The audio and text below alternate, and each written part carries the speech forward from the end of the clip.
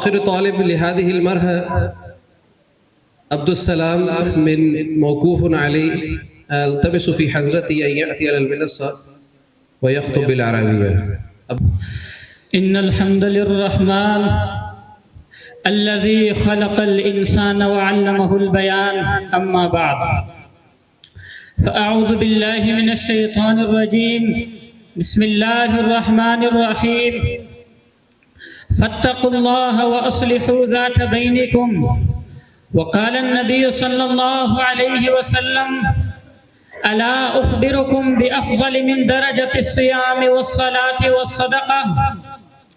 قالوا: بلى يا رسول الله. قال: إصلاح ذات البين، وفساد ذات البين هي الحالقة.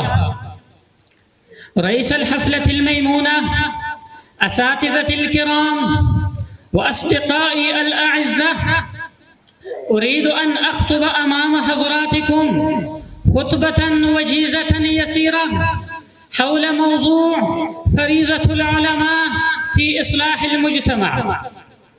إخواني في الله، إن للعلماء إلى الله تعالى دورا عظيما في تعزير الإخاء بين المسلمين والقضاء على ما يعترض سبيله ويوهن قوته، ذلك أنهم ورثة الأنبياء في التغيير والإصلاح، وهم دائما حملة مشاعل الهداية وصمام الأمان للخلق من الضلال والهلاك، بما يقومون به من جهود البيان والبلاغ والنصح والإرشاد والأخذ بأيدي الناس إلى صراط الله المستقيم.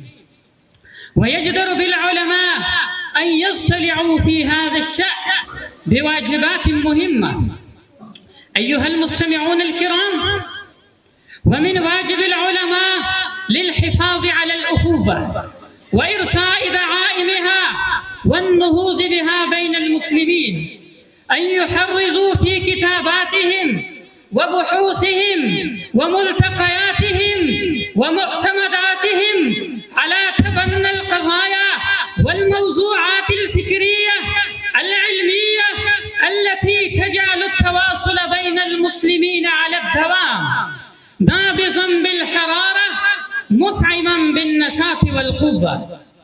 إخواني في الله، ومن واجب العلماء أن ينصحوا للمسلمين حكاما ومحكومين وأن يبينوا للجميع أهمية الأخوة الإسلامية ومنزلتها من الشر، وينبهوهم إلى خطورة شأنها وضرورتها، ويبينوا آثارها في حياة الأمة أفرادا ومجتمعا، وأن يذكروهم بكل ما من شأنه أن يرغبهم في التمسك بأخوتهم والالتفات حولها، ويحذرهم من إهمالها وتضييع حقوقها.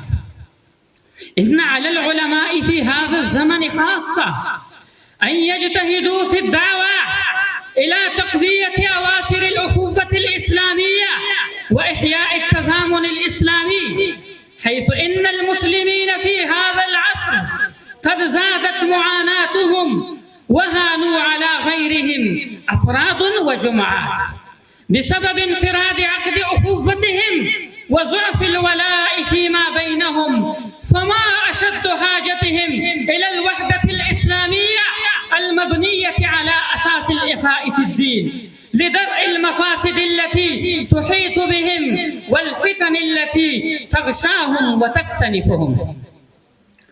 وحقا ما قاله فضيلة الشيخ جمال الدين الأفغاني: لو ترك المسلمون وأنفسهم بما هم عليه من العقائد مع رعاية العلماء العاملين منهم لتعارفت أرواحهم وائتلفت آحادهم.